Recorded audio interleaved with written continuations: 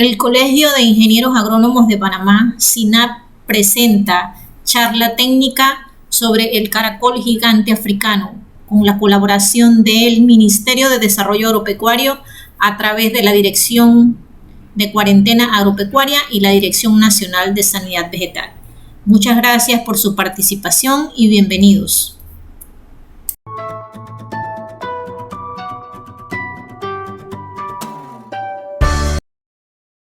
La directiva y al SINAP por la invitación. Tanto los temas de la peste porcina africana como caracol gigante y otras plagas de interés cuarentenario como Fusarium, Oxysporum o de la musácea, así como la emergencia que tenía la alerta o la emergencia que llevamos con HLB, son temas de interés nacional. Y bueno, agradecer la oportunidad por compartir un poco de las actividades que estamos realizando acá con ustedes. Bueno, el caracol gigante africano, su nombre científico es Achatina fulica, también conocido como la Zacatina fulica.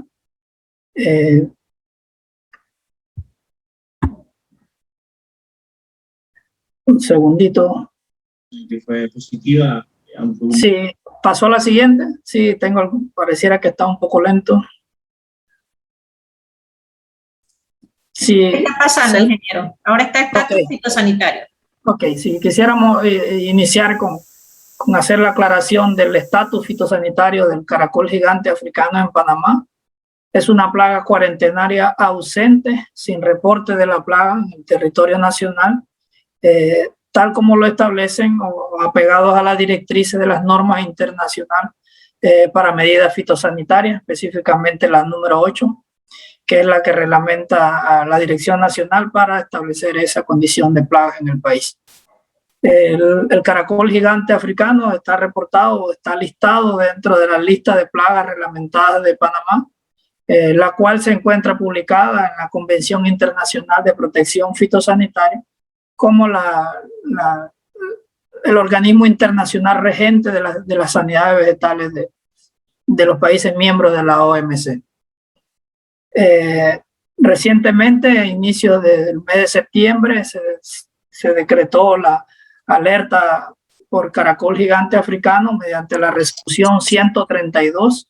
En esta declaración, en esta resolución, se declara, como dice, la situación de Panamá en alerta debido al estatus de la plaga en países próximos al nuestro, así como establecernos que la Dirección de Sanidad Vegetal, en conjunto con la Dirección Ejecutiva de Cuarentena, como dirección ejecutora, están en la capacidad de establecer el plan de acción dirigido principalmente para prevenir la introducción al territorio nacional, así como el establecimiento de medidas para contener o erradicar en caso de un posible brote. De igual forma, en esta misma resolución se establece que queda prohibido el ingreso voluntario al territorio nacional de caracol gigante africano.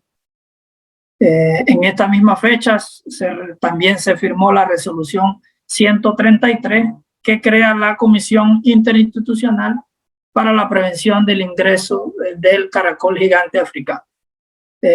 Esta comisión interinstitucional va dirigida principalmente, obedece, ya que de repente han escuchado, el caracol gigante africano tiene repercusiones a la agricultura. Sin embargo, también representa problemas a nivel de salud pública y ambiente, que bueno, lo vamos a abordar un poco más adelante. Sin embargo, bueno, eso amerita que diferentes instituciones relacionadas al ingreso, al comercio nacional e internacional de productos agrícolas o otras mercaderías trabajen en conjunto, principalmente para, como dice, enfatizar, priorizar los recursos en pro de prevenir la introducción de la plaga. Hay inconveniente con un micrófono abierto, no sé si los colegas me apoyan allí. Gracias. El estatus fitosanitario de la plaga en Oirsa y que originó la creación de la alerta en Panamá es que, si bien es cierto, en Existen países de los IRSA los cuales la plaga no ha sido reportada aún, como lo es México, Belice, Guatemala, Honduras, El Salvador, Nicaragua y Panamá. Sin embargo, sí está presente en República Dominicana desde 2016. Ellos le ingresó, fue detectado en campos de golf en una zona turística de Punta Cana. Han dirigido esfuerzos para contener la plaga. Sin embargo, bueno, la misma capacidad de adaptación le ha hecho difícil y costoso a la vez manejar ese problema. Recientemente Costa Rica, en abril del 2021, hace la notificación oficial de la presencia de la plaga en el área de Curubandé, que pertenece al departamento de Liberia, que está ubicado frontera con Nicaragua, en el otro extremo, afortunadamente el otro extremo de la frontera con Panamá. Si bien es cierto, a raíz de esa declaración de la situación en Costa Rica, lo que conlleva es que los IRSA declare una emergencia fitosanitaria regional, con la cual se pretende pues evitar de que los países que no la tienen ingresen, así como República Dominicana y Costa Rica, dirigir o establecer todas las medidas fitosanitarias necesarias para poder afrontar la situación. Si bien es cierto, Colombia no pertenece a la ORPF de OIRSA, sin embargo es frontera con el territorio panameño y los cuales lo tienen presente desde 2011. Con el pasar del tiempo en Colombia, como quien dice, se ha escapado un poco de las manos y hoy se encuentra presente casi en un 80-85% de los departamentos del país, con repercusiones importantes a la agricultura, al comercio y principalmente a la salud.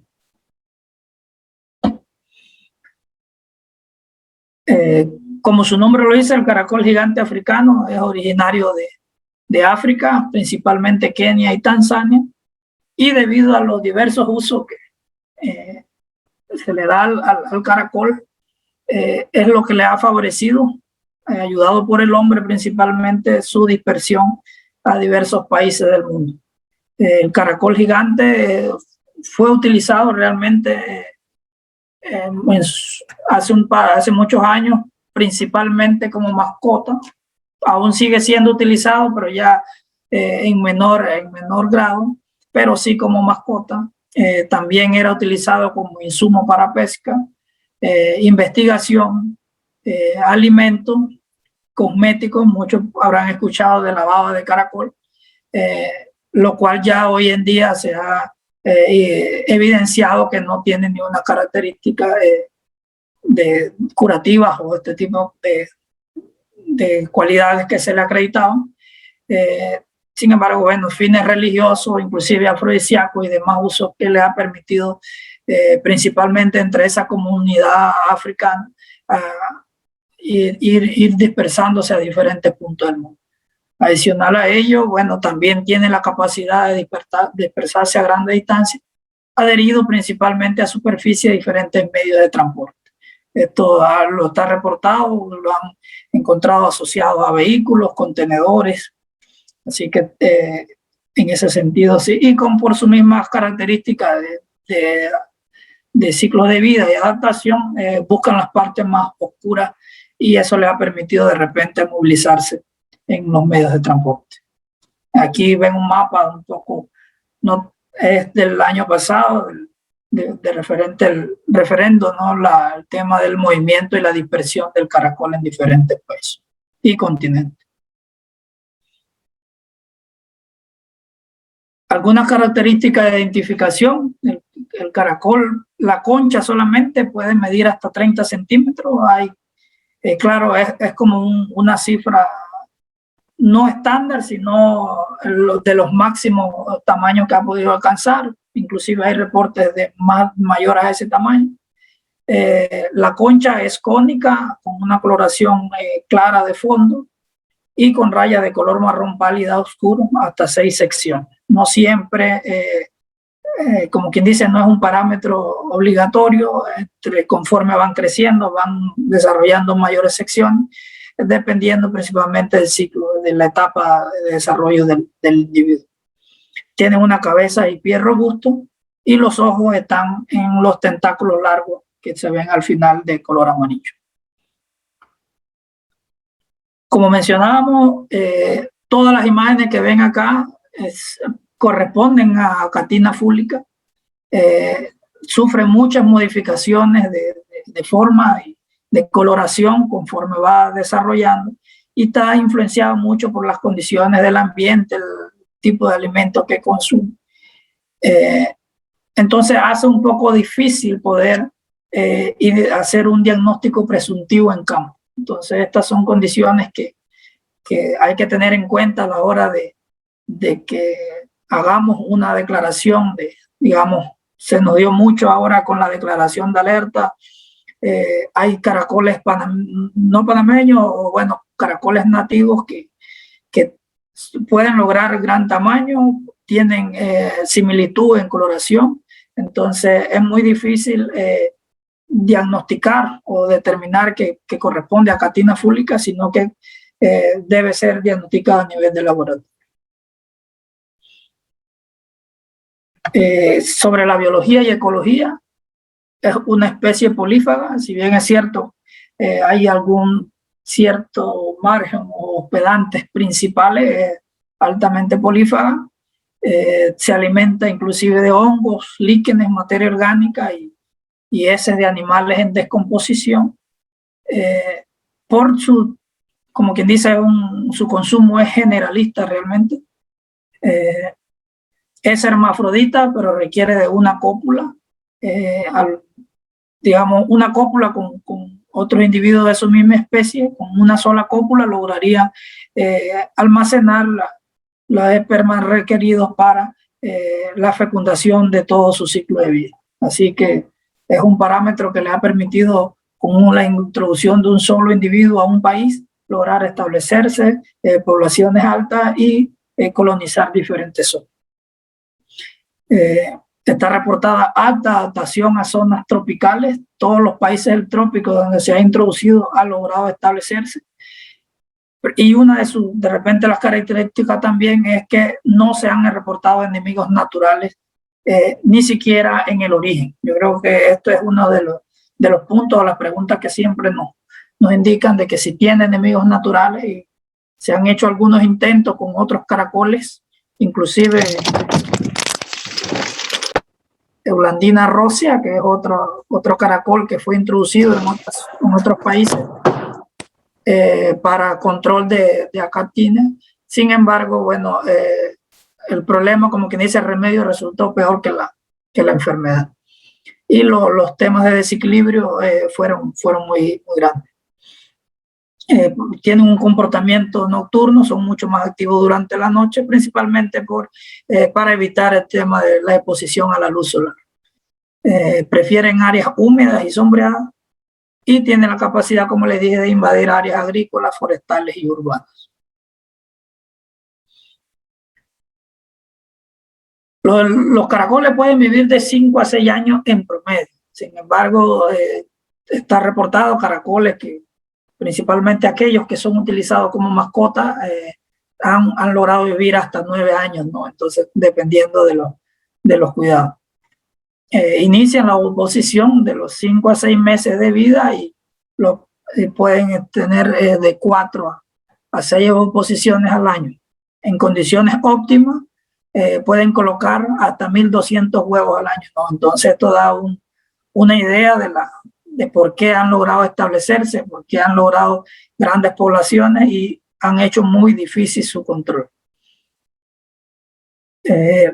Opositan sus huevos en el suelo y en los jarascas, generalmente enterrados, ¿no? Entre 15 y 20 centímetros de profundidad.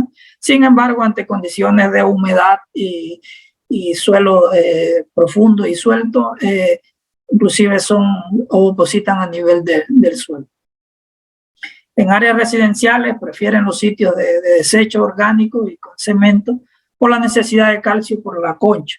La imagen que aparece la parte inferior derecha es una imagen tomada en Brasil, ya así en zona residencial, y entonces se ve asociado, ¿no?, el caracol en paredes de cemento, principalmente por los requerimientos de nutrientes para lo que es la calcificación de la concha.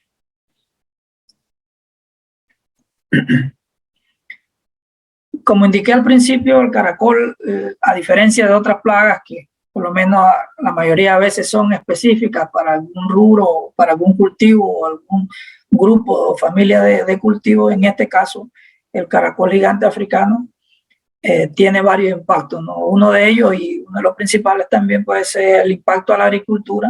Como mencionábamos, es una plaga polífaga y de importancia, está reportado en más de 200 o 500 especies de plantas de interés comercial, y principalmente frutales, cítricos, mango, papaya, sandía, melón, entre otras, así como musáceas y poáceas, hortalizas y ornamentales. El tema de ornamentales juega un papel importante, ya que muchos de los países donde se ha introducido realmente representa una amenaza para el comercio de plantas ornamentales, debido a la capacidad de dispersarse asociado a ese tipo de material. Como pueden ver acá, es una de las imágenes del caracol en plantas de banano. Como les mencionaba, caracol tiene la capacidad, digamos, por sí solo, no representa tanto riesgo, no, digamos, sí a la salud, pero a la agricultura no tanto. Pero como tiene la capacidad de alcanzar altas poblaciones en zonas de producción, pueden representar una amenaza importante para los cultivos, causando defoliaciones y todo eso al alimentarse. El tema de la salud es un impacto realmente significativo. Además del caracol, otros moluscos y babosas también tienen la capacidad, tiene la capacidad de ser vector de nemato. Está el Angiostrongylos cantonensis y el Angiostrongylos costarricensis, los cuales representan riesgo tanto para la salud humana, ya que el primero, Angiostrongylos cantonensis, causa la meningoencefalitis, que el parásito se aloja a nivel del cerebro, y el Angiostrongylos costarricensis, el parásito causa lo que es la Angiostrongylis abdominalis, causando síntomas similares a lo que causa la apendicitis. Ambos en condiciones críticas, principalmente porque no son atendidos los pacientes por ese tipo de patógenos, no se les diagnostica a tiempo y puede llegar a causar la muerte. Realmente, ¿cómo pudiera este caracol transmitir estos nematodos? Ellos lo adquieren digamos, como lo mencioné, se alimenta de heces, por lo menos de heces de rata, que si contienen los parásitos, ellos lo adquieren y tienen la capacidad de transmitir. Ya sea por contacto directo, como aparece aquí en la imagen inferior izquierda, la persona manipulando el caracol sin protección es una de las formas más directas de exponerse a la adquisición de los parásitos.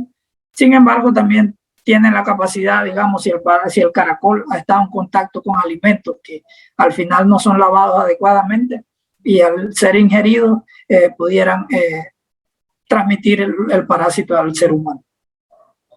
Colombia ha reportado, si no me equivoco, más de 50 personas fallecidas ya por parásitos transmitidos por el caracol, y principalmente en niños, ¿no? Juegan un papel importante.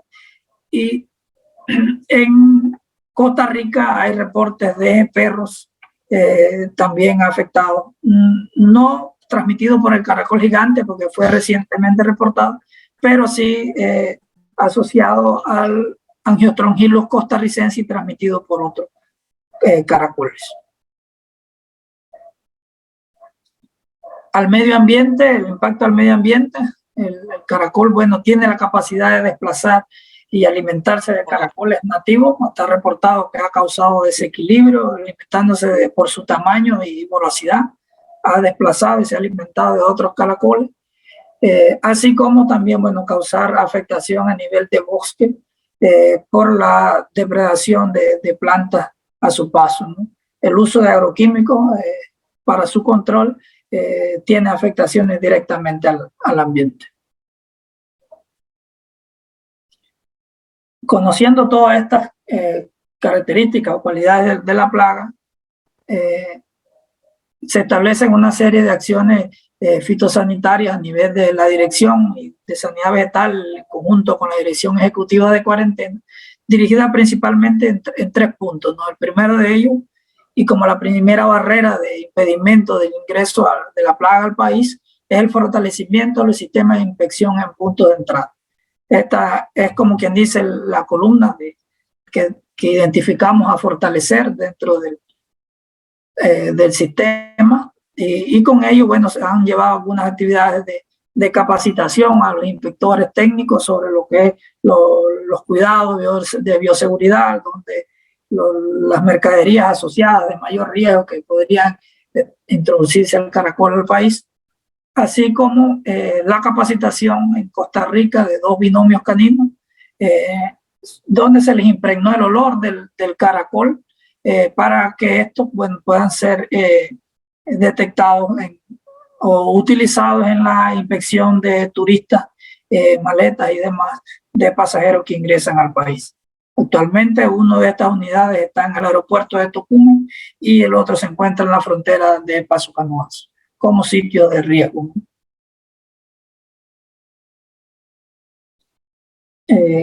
Acá en el mapa se visualizan, digamos, los principales puntos de entrada que hemos identificado de mayor riesgo de introducción. Este caso sería asociado a pasajeros o a viajeros, que está reportado que es la principal fuente de introducción del caracol a los países. Sin embargo, nosotros tenemos la particularidad que en la zona fronteriza con Costa Rica y Colombia, ambos países lo tienen, sabemos del movimiento de migrantes en Colombia, y son situaciones que requieren de la atención y la prioridad ante otro sitio de entrada.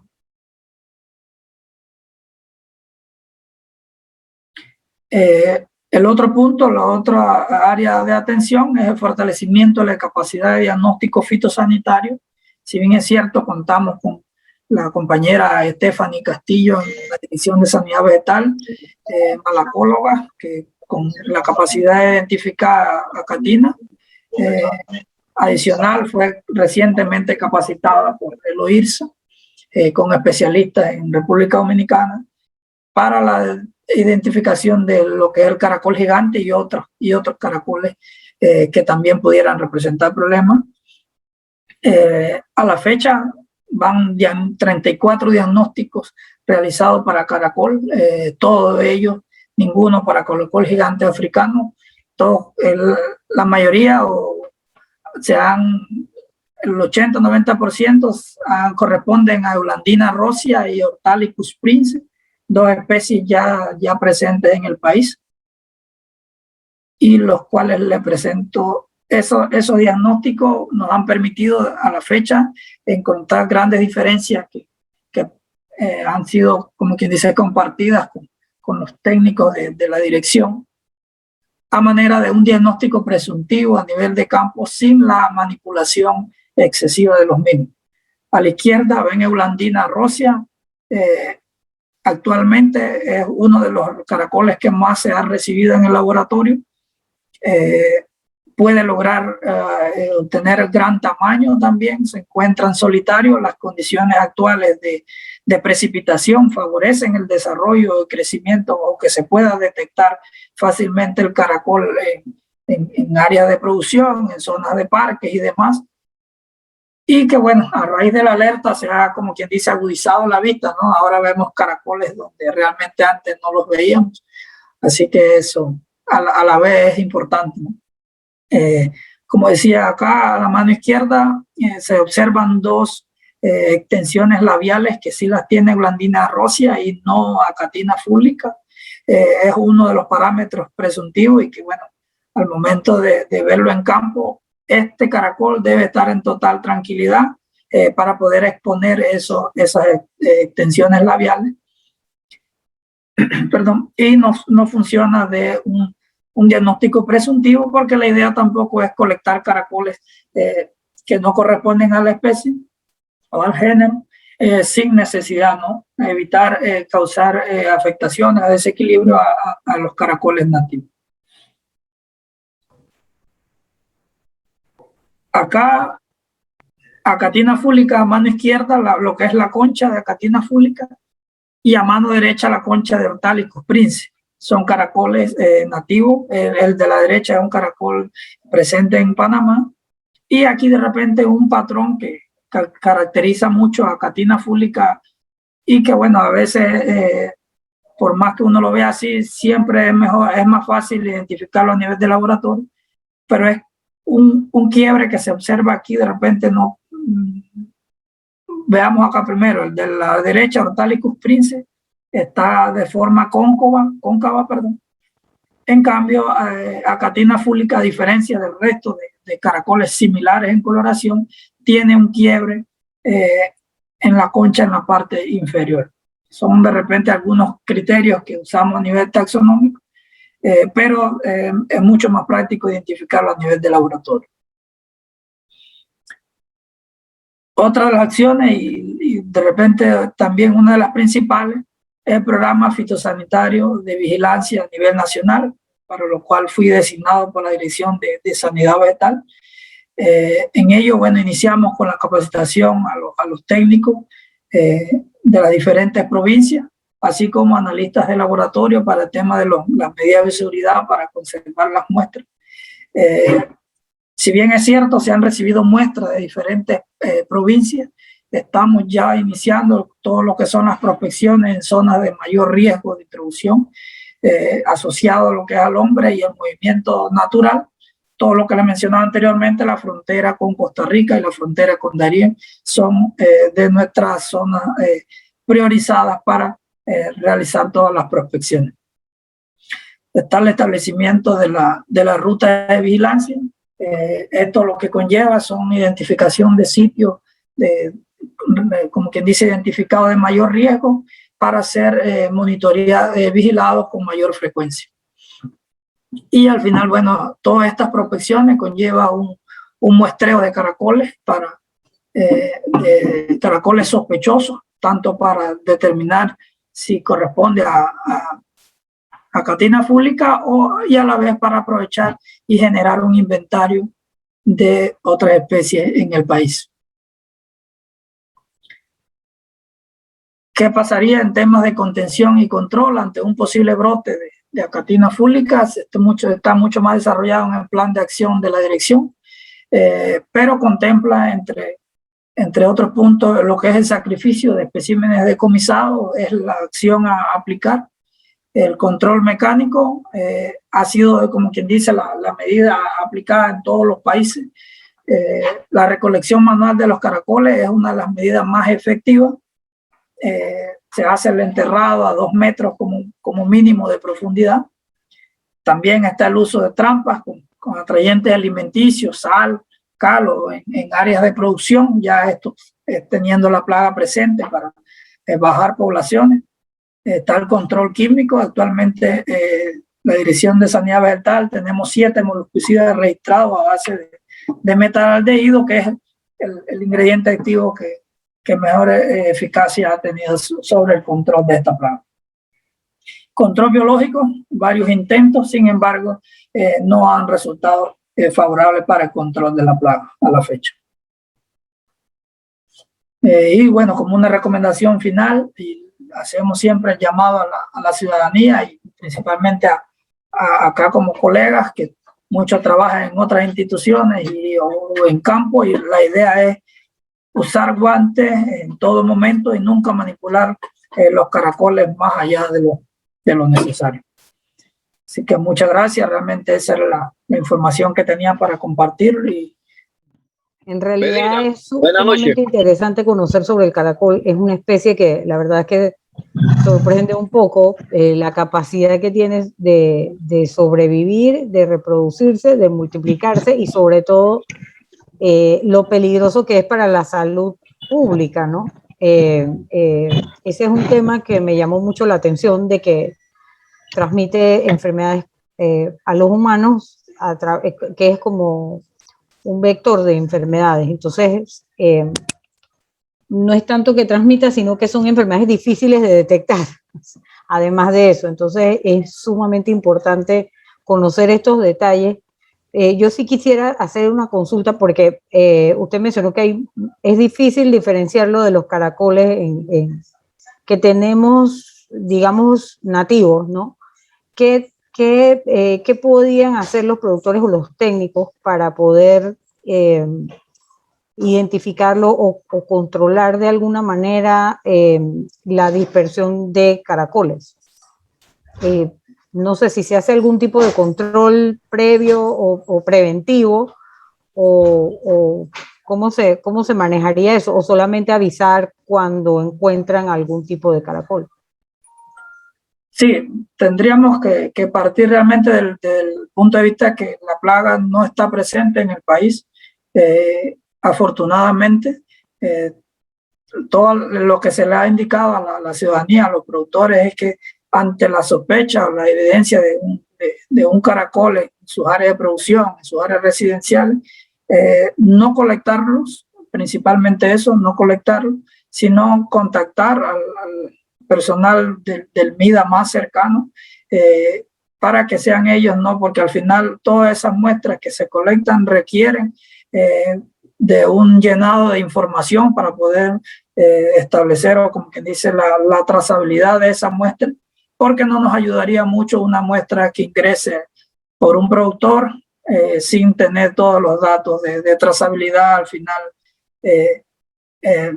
Como que dice, sí es importante, pero no nos daría toda la información necesaria para poder atender en caso corresponda a la especie de objetivo, ¿no? A la fecha no se está recomendando ningún tratamiento, porque todas las acciones para contención o erradicación de un brote corresponde al ente oficial establecerlas en los sitios de detección, y serían, digamos, en dado caso un brote, se trabajaría con la comunicación oportuna y la masiva, ¿no? A nivel de la población.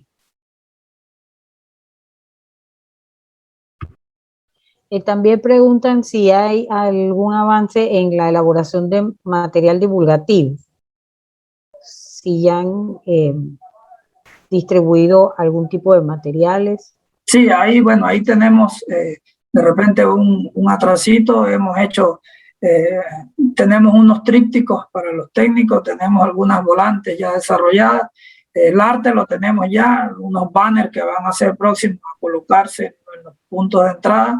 Estamos a espera ya solamente de la compra ya, pero bueno, todo el arte ya todo fue elaborado y está solo a la espera para la compra y colocación. Okay. Bueno, nuevamente nosotros pues nos ponemos a la orden para cualquier cosa que podamos apoyar desde el gremio a la distribución o a contribuir con la impresión de estos materiales divulgativos. Hay otra, bueno, en el chat no veo, no sé si alguien tiene alguna otra pregunta. Sabemos que, ok, está comentando la ingeniera Sabina que si se ha capacitado a otras instituciones. Ella opina que se debe capacitar a otras instituciones que también están en campo, como Mi Ambiente, por ejemplo. ¿Esas actividades se han realizado? Sí, hemos tenido algunas actividades, si bien es cierto, no hemos podido llegar a todas las instituciones que están relacionadas. Siento ahorita que hemos priorizado la atención para lo que son los puntos fronterizos. En ese caso hemos, como que dice, partiendo de que la plaga la tenemos fuera de frontera, entonces hemos fortalecido, como quien dice, dirigido los esfuerzos a que el personal, digamos, de cuarentena, de aduana, MINSA, Senafron, que está en nuestras fronteras, como quien dice, priorizados, ¿no? Sin embargo, como mencionaba al principio, está el respaldo legal que crea la Comisión Interinstitucional, y realmente esas son de las acciones que que prosiguen, ¿no?, con el tema de las capacitaciones al personal. Y bueno, aprovechar acá, ¿no?, porque tenemos los colegas en diferentes instituciones y yo creo que es uno de los medios para coordinar ese tipo de actividades. Bueno, así es, también es un apoyo tratar de coordinarlo y que ustedes entonces hagan encontrar los espacios para que ustedes puedan hacer esa comunicación, ¿no? Hay una pregunta que dice, la situación con los inmigrantes, dice la ingeniera Danilka. ¿Qué acciones se están haciendo de manera conjunta con otras instituciones ante el tema de los inmigrantes? Ese es bien preocupante por varios... Sí, el tema de los inmigrantes realmente es un problema serio en el sentido de que se nos ha hecho difícil la coordinación con las instituciones relacionadas. Realmente es un tema de salud primero, que está siendo atendido con ellos.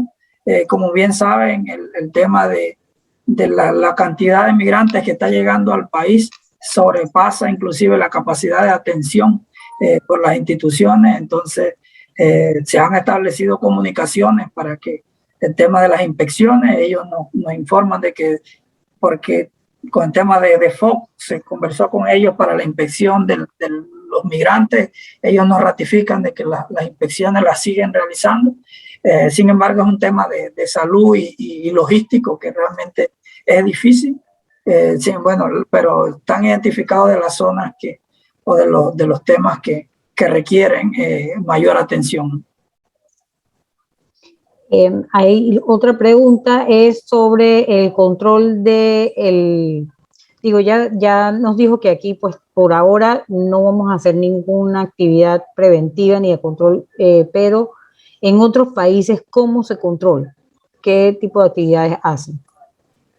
Sí, bueno, como mencionaba la última filmina, digamos, por la misma particularidad de la plaga, conlleva no solo al establecimiento de una acción, sino, digamos, por ejemplo, Colombia, a pesar de que ha estado distribuido o se le ha distribuido a la mayoría de los departamentos, ellos trabajan por lo menos inicialmente con el tema de las recolecciones con brigadas, manualmente.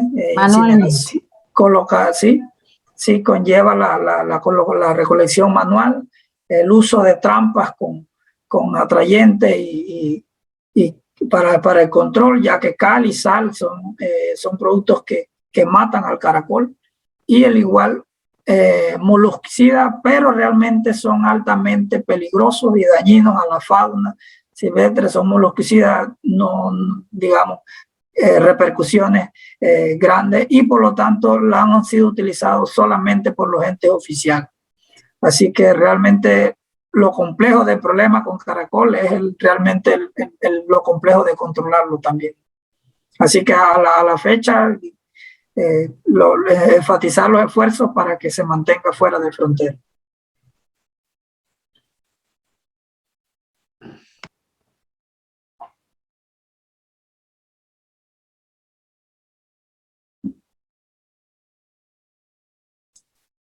Tiene el micrófono en silencio. Bueno, no hubo más manos levantadas. Creo que no hay más preguntas. Creo que es importante lo que mencionó de que se traslada en los vehículos, quizá cuando no ha crecido mucho, porque, no sé, al principio pensé, bueno, si es tan grande, ¿cómo no se ve? Pero tengo entendido que se puede adherir a los vehículos, quizá en lugares donde no lo vemos y así se transmita. No sé en qué tipo de cosas, pues la gente tendría que estar pendiente en eso, pero sobre todo creo que es importante hacer la divulgación de que es una especie peligrosa para la salud humana. O sea, que no hay que manipularlo bajo ninguna circunstancia, porque ahí radica el problema más que nada, ¿no? Que pueda afectar la salud.